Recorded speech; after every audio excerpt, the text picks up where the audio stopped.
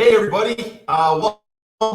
I know Kate is trying to get this going. Can you guys give me a thumbs up if you can see me?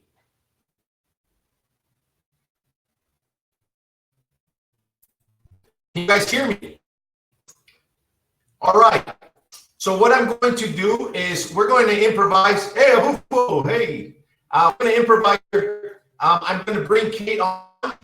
Kate.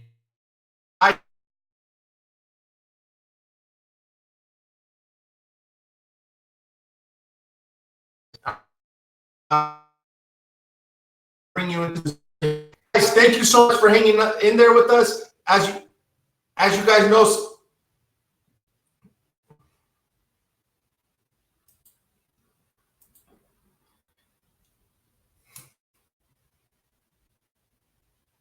all right, Cheyenne, can you hear me now?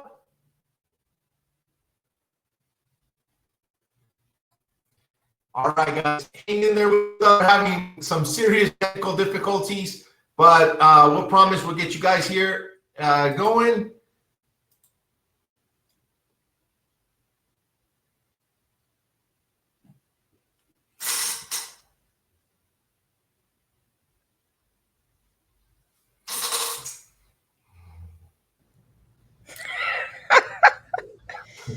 Hey, so we still can't see you, but we can hear you.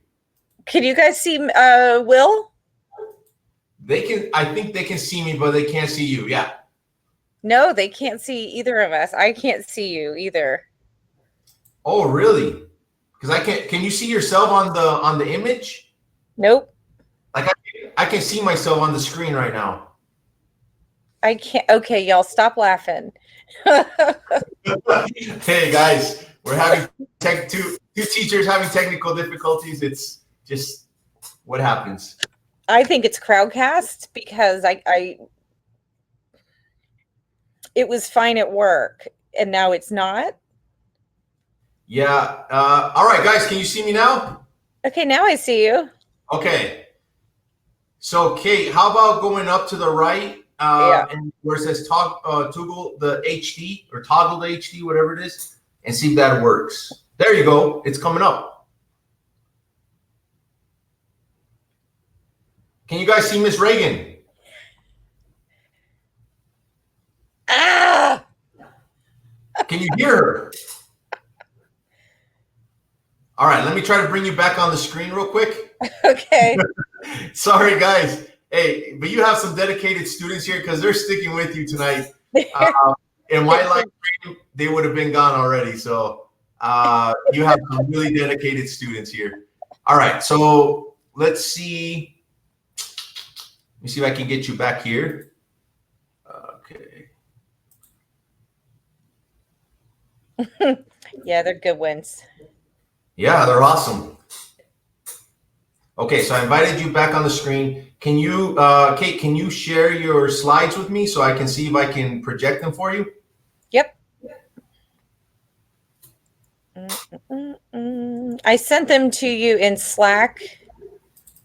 Okay. Yeah, it's not giving me access. It says access denied. I think you got to share access. Oh, I see. I gotcha. Jeez. Oh, there it is. I closed that out. Okay, no problem. I'll bring you back on. All right. Ooh, send. There you go. You should have access. Okay, and you're coming on the camera, so that's a good sign there. Let's see. Nicholas. Hey guys, this is what we do. We just improvise here. This is actually a teachable moment here about life. Right. Teamwork makes the dream work, y'all. All right, so let me see if I can bring your slides on. Can you guys hear Ms. Reagan?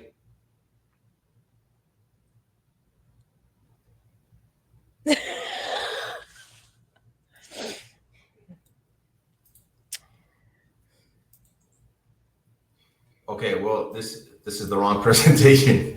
So hold on one sec, guys. No, Justin, I allowed it. I have no idea. It worked when I was at school. No, I'm not on the McDonald's Wi-Fi. We're not on the McDonald's Wi-Fi. Okay, can you see your presentation? I can. Okay, can you see me at the bottom? I can. Okay, and let's see if I can. There's a picture of me.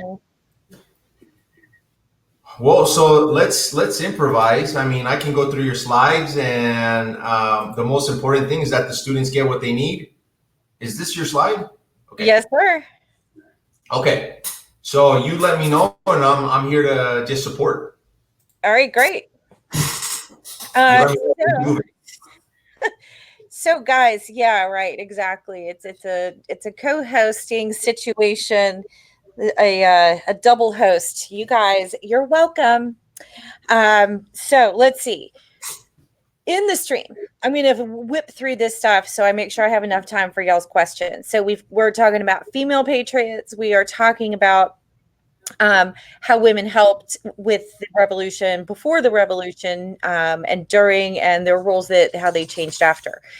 We are going to talk about changes in the roles of Native American women, and then we're going to talk about the changes for African American women enslaved or not enslaved. Thanks, Ton. Okay, well, you can click it. Okay, I went to the next slide there. Okay, great. So when we're done with this presentation, and good thing we've got Will here. Any questions that I can't ask or answer, I've got Will as my backup. This was my plan all along, because Will is super smart, and we're gonna make sure you guys are getting all the stuff you need for women and minorities in U.S. history. Okay, so after the stream, you're going to be able to compare and contrast women, and it's going to fill the key concept requirements. I'm going to show you those in a second.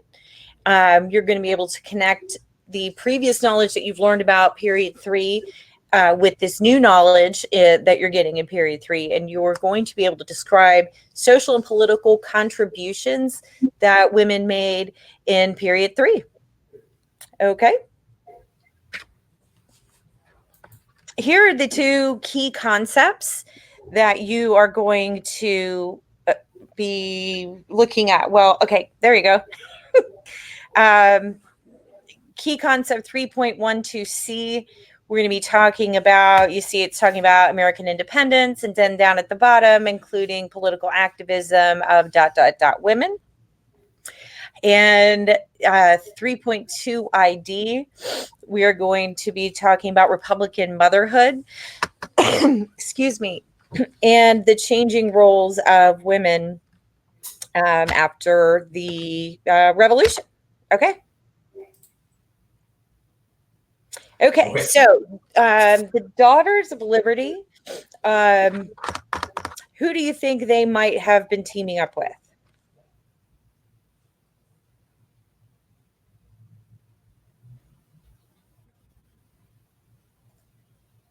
Right. Amy for the win. Patriots, yeah, Chris, totally, right. So the Sons of Liberty, Daughters of Liberty, they are, kind of joint organizations. We've got Abigail Adams is going to be one of the Daughters of Liberty. It's going to be established in 1775.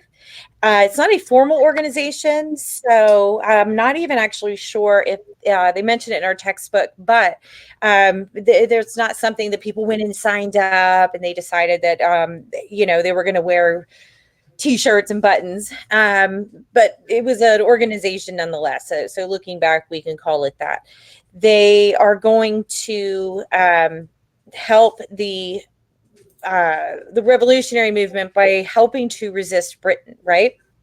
So one of the notable ones that we talk about is Esther de Burt, and she is going to form the Ladies Association of Philadelphia, and she's going to provide aid to Washington and its troops.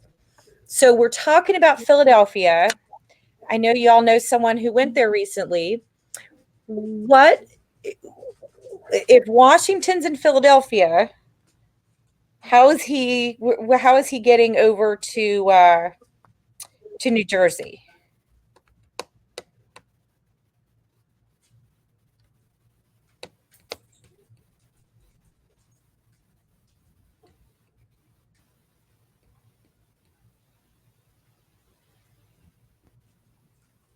Oh, I thought that would be a fun little question. Okay.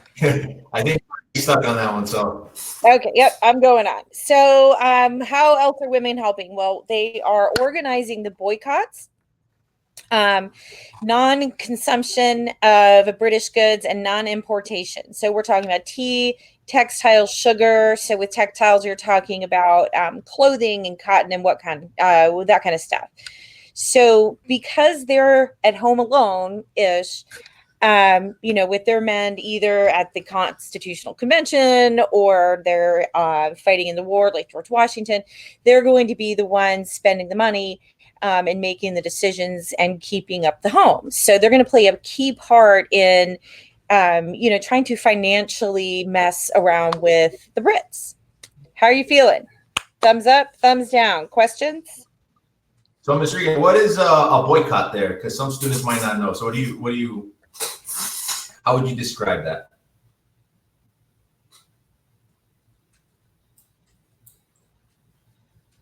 Oh, are you talking to me? Yeah. Just how I know the word boycott is there, so I'll just intervene in the presentation just to keep it going. So, some students might not know that word boycott. So, how would you describe that? So boycotts are when you decide not to buy something to try and financially impact the person selling it. So women were vital in that role of basically putting financial pressure on the British by organizing these boycotts, correct? Correct. Absolutely. Okay, we're good. Yeah, everybody's good on the chat. Yeah, I love these kids. So let's see. We've got with you. Mercy Otis Warren. He doesn't underestimate anybody. She is going to be a political writer and propagandist. She's advocating for women's rights mostly via her plays and her poetry. She is going to oppose the Constitution, which is going to make her an anti-federalist. And so if she's an anti-federalist, what do you think she's looking for when the Constitution is being written?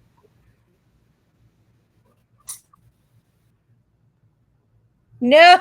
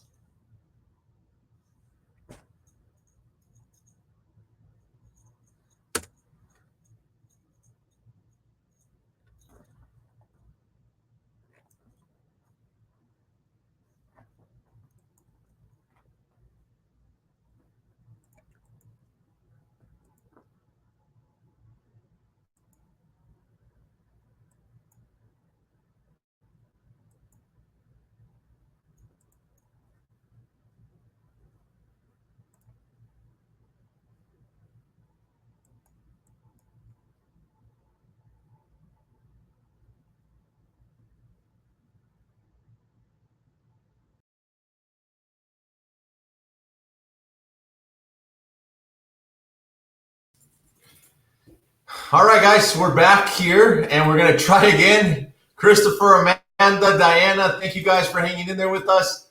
I'm going to try to get Miss Regan back. And we're talking about Mercy Otis Warren. Can you guys hear me on the chat? Can you guys hear me?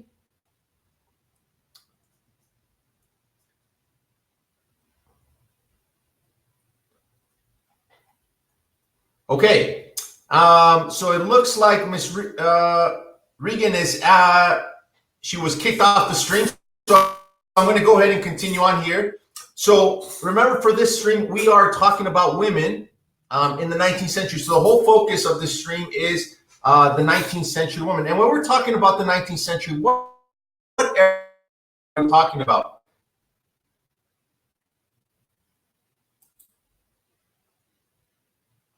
So a lot of students, exactly, Amy, exactly. A lot of students, I'm going to help out Miss Regan here. A lot of students get confused when they talk about the 18th century and 19th century, and it's always the 100 years below. And so when I say the 19th century, I'm talking about 1800 to 1900. And it's important because the AP, they love to ask questions like that and kind of confuse you. So as Kate was talking about, we had many women that were leaders here, and they were anti-federalist. Now, somebody said it, if she's an anti-federalist, what is she pushing for there? A weak central government? Abufo, good job. Weak central government. Correct. And she's probably pushing for the Bill of what? The Bill of Rights. Correct. So this is a homespun movement in terms of what's going on with women in the American Revolution. So women are helping the response to the Townsend Acts to promote American-made products in American industries. Remember, women are mostly in charge of the purchasing of items, and so they can kind of control what's being purchased for the house and so on. Instead of buying British materials, they made homespun, which is a plain weave cloth, and it's basically clothes that they were making in order to avoid having to buy British material. And they also supported the continental army, providing them with uniforms and blankets. And I did bring up in the earlier part of the stream that there was a woman named Deborah Sampson who actually fought in the American Revolution as a man, disguised as a man. And so not only are they helping organize the boycott, but they are also organizing, they're also, some of them are risking their lives going in the front lines. So let's talk about this concept of Republican motherhood. And in the AP exam, this is a concept that comes up all the time. So I definitely think you guys need to pay attention to this. And if you're taking notes, or if you've never heard of this, I would write this down, because this is a concept that comes up all the time. First of all, how you guys doing in the chat? Am I back? I took over for Kate. We're helping each other out, but making sure that you guys, the students, are getting the information that you need to do your best and to make sure you're passing that AP. So in response to Republican motherhood, is prior to the American Revolution, women's roles were confined to the home, and most women did not have formal education. Women were left alone during the war, and they gained a sense of independence.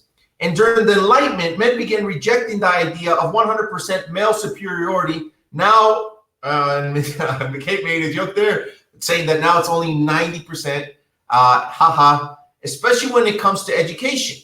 And so this idea, Kate, can I bring you back on? So this idea of Republican motherhood is that it was women's role, the women's role to basically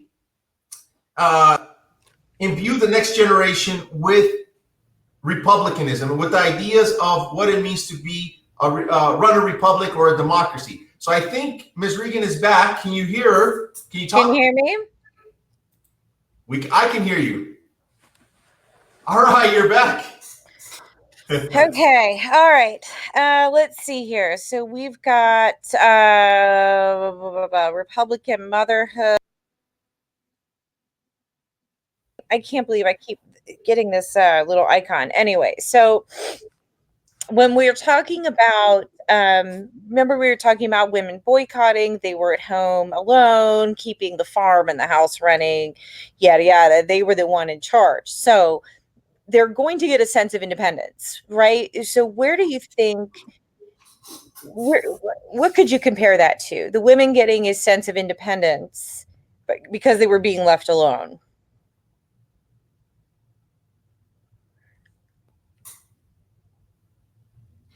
Amy, For the wow. win. Nice job. Right. So the salutary neglect. So women start getting these crazy ideas that they can have power outside of the home. And then we were talking about Abigail Adams for a minute. You know, she tells John Adams, you don't forget the women. When you write this constitution, you know, you have to include women and you know, in there and make sure that they have rights. And of course he was like, no, but thanks for writing this awesome letter.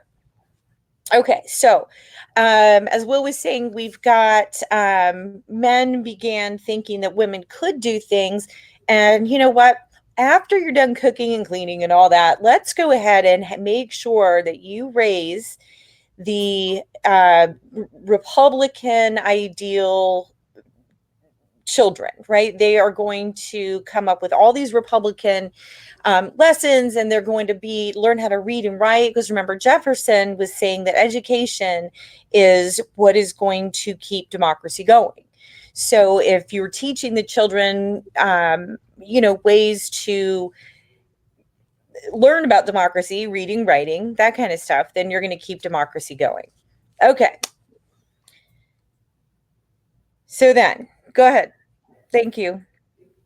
Native American women, they're going to have kind of a different kind of change, right? So in the beginning, well, when we first arrive on the continent, we first meet the natives. The Native American women are either going to be the head of the tribe, or the gender roles are, well, the Anglo-Saxon gender roles, the idea of those gender roles are completely ignored. So men and women are going to share the same responsibilities and the same roles. It's not going to be what you guys might think, you know, as the caveman going out and hunting and the woman cooking, or you know, the men doing the really hard work. It's going to be equal. Men are going to take care of the kids, you know, as women go out and do the, you know, the agriculture. I'm sorry. I'm just a little off right now. Okay. So You're doing great. You're doing awesome. All right. during the war, we do have we've got a promise, right, from each side. So the British are going to say, hey, if you join our side, you know, we'll yeah, thanks. If you join our side, we are going to, you know, make sure that you're treated fairly. And then, you know, the Americans said the same thing. But after the war, you know, because they're fighting with both sides, obviously their numbers are going to be diminished. Oh, I love you guys. You're amazing. Whoop, whoop. Yeah, you gotta get out. What's going to happen is their numbers are going to be so small, and they're going to be in these little pockets surrounded by these the Americans, right? The white people. And they're going to be forced to assimilate and accept the United States government. And as a result, their gender roles are going to change, and men are going to start doing what the Anglos have always done, right? The men are going to do the hard work, and the women are going to do the women work. Stay home with the kids, democratize and Christianize the children, right? Okay, any questions? At this point, they have somewhat given up on the idea of using the natives as slaves. Remember when they were slaves back with Jamestown, even you know, between then and the 1700s, they are going to switch to African Americans. The natives couldn't handle it; they were dying off, and so yeah, they've pretty much abandoned the idea of the Native Americans being slaves. Good question. What Great. social class were the women put in? Really good question, Xavier. So they are going to be, let's picture like a pyramid, right? Yeah. At the top is going to be the white aristocratic male. Then you're going to have the working class white male, on down, and then, the aristocratic woman, blah, blah, blah. And then we're going to get to Native Americans. And then at the bottom is going to be the slaves, right? So they're not going to be much higher than slaves, but, they're working on it. Their numbers are just dwindled so much. There's not really a whole lot they can do. Plus, don't forget they're brown, right? So these American Anglos are not liking this. Oh my God. What's going on? Did my screen just go blank for you? No, I can still hear you. Can you see the slides? I can't. Just tell me which slide it is. Okay, let me see if I can get you back. Homespun. We're on the African American women slide. Okay, awesome. Okay, and so can you see it again? Nope. Okay. That's so okay. I just projected the entire slide for everybody. Okay, great. Thanks. I got it. So the experience of, African American women are going to experience a third kind of change, right? So we've got the white women basically changing in regards to like their mindset. They think, they're thinking a little bit more independently. The Native American women are now falling into traditional gender roles. And the African American women, we're going to kind of see two types. Obviously, slaves, and then you're going to have the free African Americans. But one I'd really like to talk about is Phyllis Wheatley. She is a slave that is moved to Boston with her owners. They're moved up north.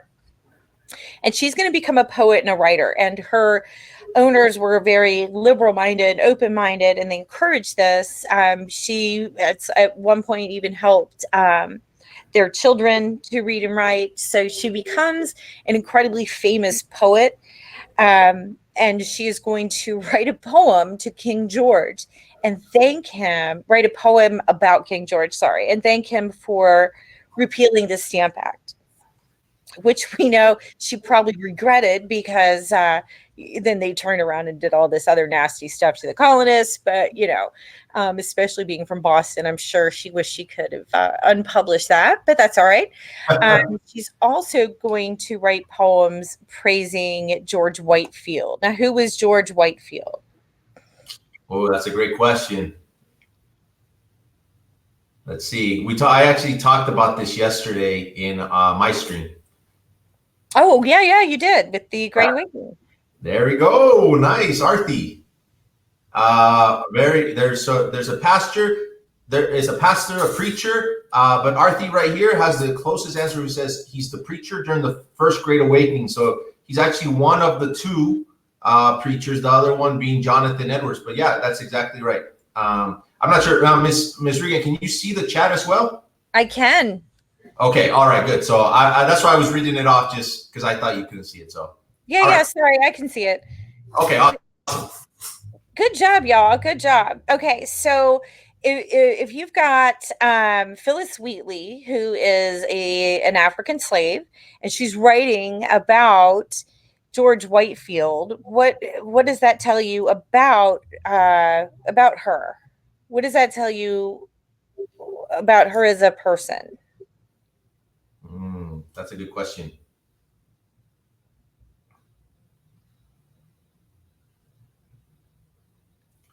Okay. Yes. You guys are amazing. Yep. So she is very religious. So she is Protestant. And if I'm not mistaken, she's Presbyterian. Don't quote me on that, but she is definitely Protestant. So she is going to write a lot of poems that are going to have a Christian theme. She's going to become very, very popular among people of every color. Voltaire and George Washington even say how amazing she is. And she, at one point, was considered the most famous African woman on the planet. So she's pretty incredible. She didn't really talk much about slavery, but it's probably safe to say that she wasn't too crazy about it. Okay, next slide. Let's see. So we're on the slide. It says after the war, and I've just projected everything for them there. Perfect. Thanks so much, Will. Yeah, no problem. I owe you one. Oh, don't worry, don't worry.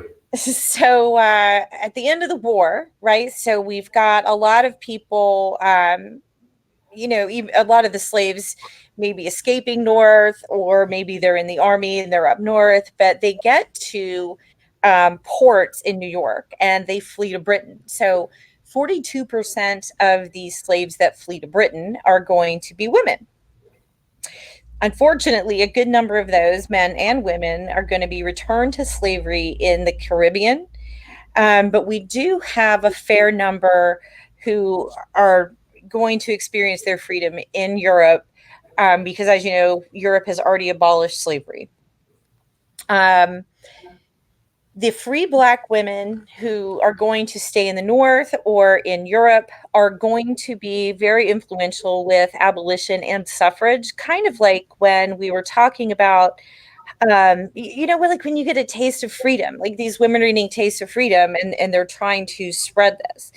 So at the same time, as the war ends, we've got the cotton gin, and that is going to obviously increase the demand for slavery in the South, and that's going to make the North and the South even more at odds with each other. So let me ask you a quick question here. We've got the North and the South at odds with each other over slavery. Yes? Mm-hmm. Okay. So we've got the war ending, the cotton gin being invented, and the high demand for slavery. So if we're talking about, how do I say it without giving you the answer? What is this going to have? Is this going to have an effect on any laws that? So are you saying that between the North and the South, how's that going to impact the laws? Thanks. Well, so we have we have a big document that's about to get written. Missouri Compromise, absolutely. Let's think federal. We're about to have a problem with the Articles of Confederation, right? And then we're going to have to make a new document.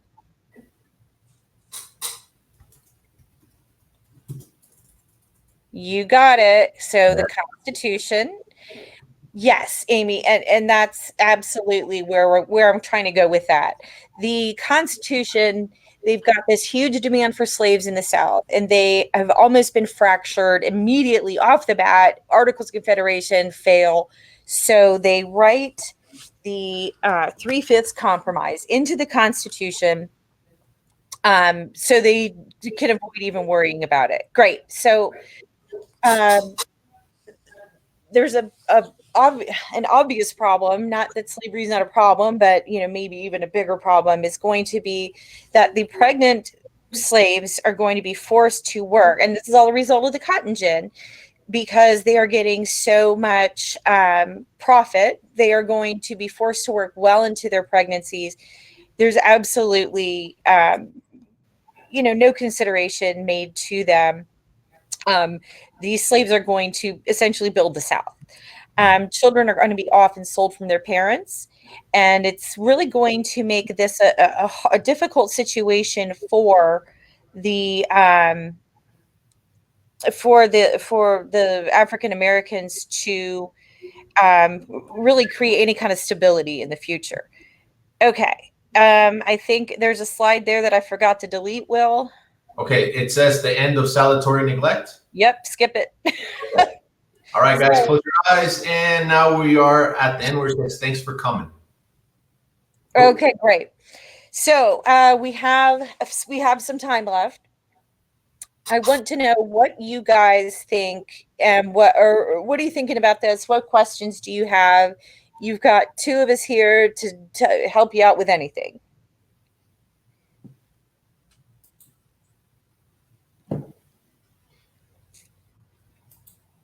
Okay, Amy, give me a question.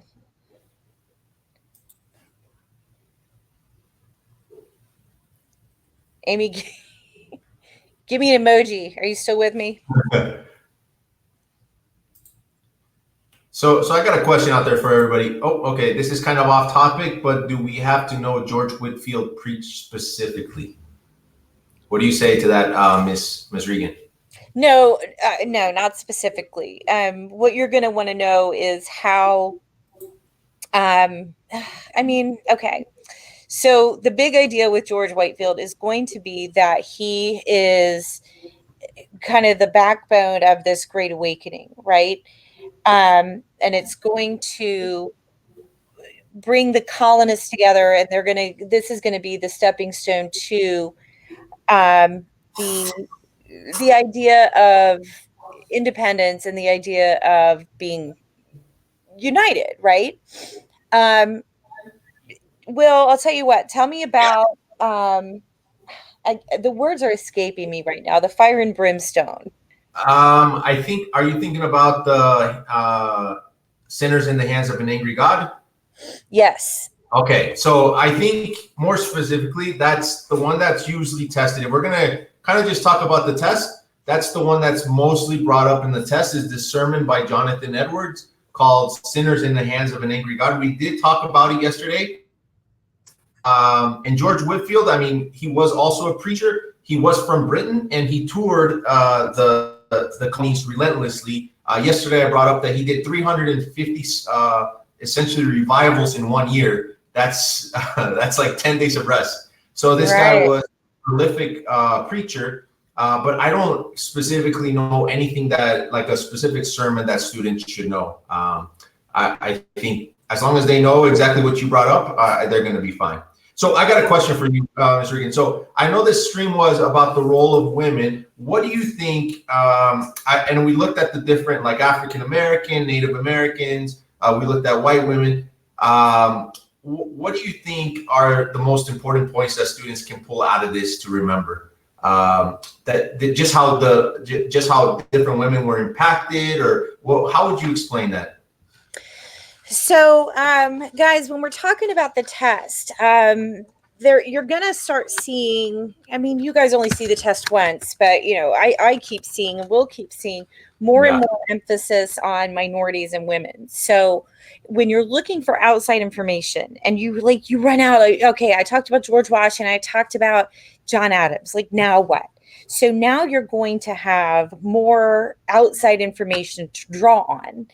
And if they ask specifically, I don't know, it was 2-3 years ago, they asked about how the women, their roles have changed throughout American history. So, it's not just going to be about one group of women. Now you've got all these groups of women, and you're going to be able to tell them how the roles have changed, and if they ask, which I doubt, a very vague question about the roles of minorities changing, then you've got 3 different minorities to choose from. Yeah, and I think just to your point, the key here is if they ask a question about African American women or Native Americans and you speak very broadly, you're not likely to get a point. But just like it was brought up on the stream, like if you can bring up specific examples like Phyllis Wheatley that you brought up, or specific examples that really show your depth of knowledge, you're way more likely to get those points. And so, absolutely. And that's why it's so important to remember a few names associated with each, like African Americans. You also talked about white women and Native American women. So. Okay, awesome. Thank you so much, Will. Yeah. Or how are you feeling? Are you talking to me? Yeah. Oh, I'm good. Okay. I just want to make sure you're okay, because I know you spent some time fixing the stream, and I just want to make sure you're okay. Let me know when you are ready to cut the stream. So. Yeah. Okay. There's a couple more questions there for you, Ms. Regan. Great. Okay, so Xavier wants to know specific backlash that Phyllis had in her writing. I'll tell you what, I'll be honest with you, Xavier. I don't know of any prior to the turn of the century. So the 20th century. I would think once the 20th century hit, because I want to say she died during the Civil War.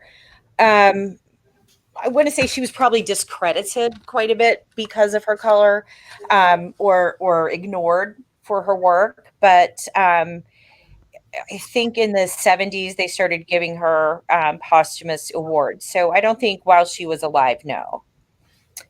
And I would just go off of that. Like I don't know that much about her, but you can think about just like you're saying, an African American woman at that time writing poems praising these people. They're probably not going to be hugely popular. That you can assume it because people are going to see this. Oh, this is an African American woman. Now I don't know for sure, but you can kind of assume and deduce that. So, yeah. And you have another question there? Yep. That's actually a great question. So what, give me a thumbs up or a thumbs down if I'm interpreting this wrong.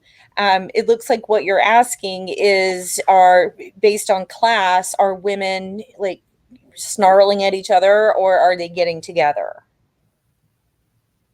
Okay, good. So overall they're getting together, and you're going to start seeing this, especially when the Civil War starts and the abolition movement. The upper class white women are going to be your champions for abolition and for women's rights. And then once we achieve the abolition, they're not going to really the ones fighting for suffrage, for example, are going to they're going to be banding together, not really looking at color. Okay. So we have another question here from Justin, and it says, going back to Republican motherhood, were there any specific sayings or texts mothers used to teach their children about Republican parties? Like any examples? Okay. Hey, Justin, so give me a thumbs up or a thumbs down. When we're talking about Republican, back then, are you with me that it's not the Republicans of today, but an idea of a form of government? Okay. So, specific sayings off the top of my head. I think there were some. There were. I can't remember any off the top of my head. Let's see. But if I can add a little bit to that question, Kate, is that okay? Yeah, please. So, I mean, the main thing to take away from Republican motherhood, and this was brought up by Ms. Regan, is the idea that women were kind of in charge of, just like you give milk to a baby, like they're giving this ideals to their baby and they're passing on democracy or this idea of republicanism to the next generation, that it was the women's job to pass that on. There have been questions on the AP about Republican motherhood. They're usually done through political cartoons, but you should be able to pull out the idea that this is Republican motherhood, that women were in charge or put in charge of the role of imbuing that next generation with those Republican ideals. So, but I don't know about specific ones. Let's see if we can find any there. Yeah. Oh gosh. Okay. So Xavier, I'm going to take this last question. Okay, and then we're going to let Will go. Good job. Thank you, Will, for answering that. No, gosh, no worries, Xavier. I was giggling because you're talking about the Civil War, and we aren't quite there yet. But we are going to have, the Northern women are really going to help lead the fight for abolition, because they're also seeing, they're free, but they don't really have many rights themselves. So the whole idea of freedom for everyone. And like Abigail Adams was saying, remember the ladies, you can't not put them in the Constitution because natural rights, right? Everyone's created equal. And the glaring omission of the Constitution is going to be women and African Americans, and the women are going to stick together with them. So let's talk about that maybe in a week, okay? 2 weeks.